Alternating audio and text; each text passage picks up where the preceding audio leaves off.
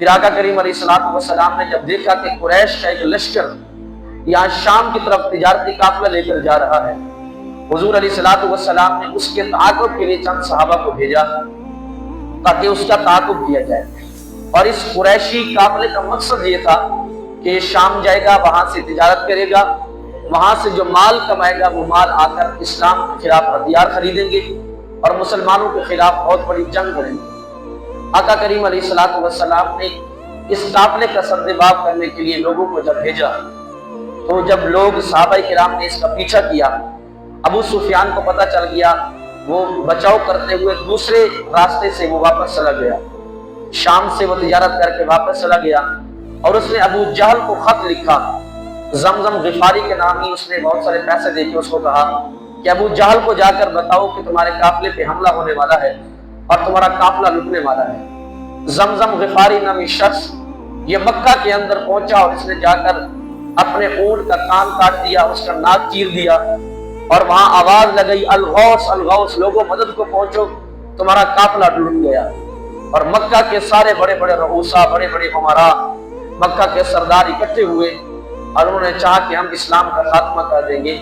تو یہ ابو جہل کی سربراہی کے اندر 1000 کا لشکر، جن کے پاس 900 اونٹ تھے، 100 گھوڑے تھے، آلات حرب و ضرب سے لیس ہو کر یہ اسلام اور مسلمانوں کا خاتمہ کرنے کے لیے مکے سے چل پڑا۔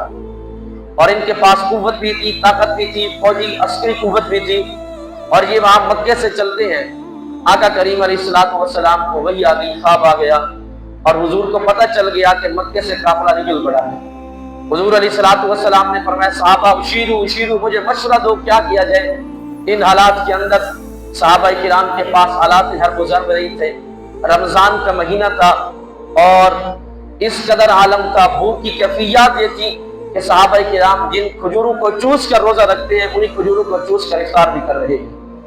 حالات حرب و ضرب بھی نہیں، پاس کچھ نہیں ہے اور اتنی بڑی قوت کے ساتھ مقابلہ کرنا ہے۔ آقا کریم علیہ الصلوۃ والسلام بار بار کہتے صحابہ مجھے مشورہ دو، مشورہ دو۔ تو انصار کھڑے ہو گئے، مہاجرین کھڑے ہو گئے۔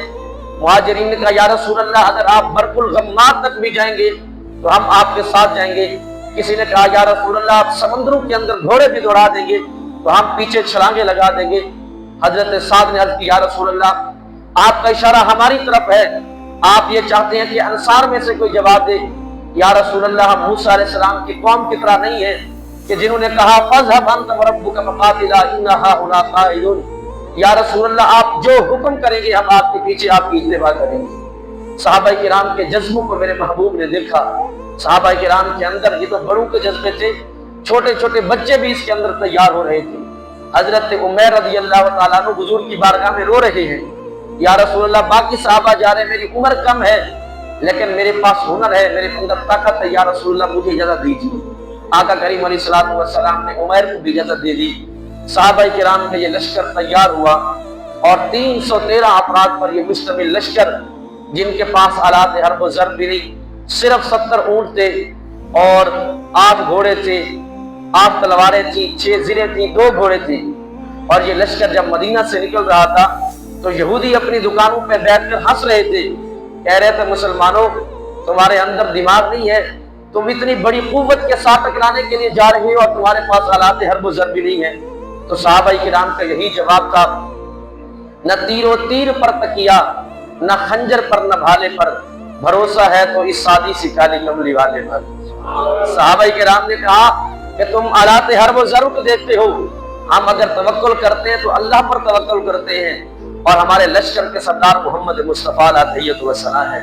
ہم حضور کے پیچھے جا رہے ہیں اور جس جرأت کے ساتھ، جس بہادری کے ساتھ یہ قافلہ 17 رمضان المبارک کو وہاں پہنچا اور 17 رمضان المبارک کی رات کو 16 کو آقا کریم علیہ الصلوۃ والسلام نے سر سجدے کے اندر رکھا اور حضور علیہ الصلوۃ والسلام نے جس ناز سے اللہ کی بارگاہ کے اندر دعا کی، اللہم ھذہ العصابہ، اے اللہ یہی ایک گروہ تھا، مٹھی بھر جماعت جو میں نے اپنی جمع پونجی اکٹھی کی تھی، میری مکہ کی 10-12 سال کی محنت، یا رسول اللہ نے کہا، یا اللہ، اور مکہ کے بعد مدینہ کے اندر آ کر میں نے 1.5 سال جو محنت کی ہے، یہی میں نے جماعت تیار کی ہے۔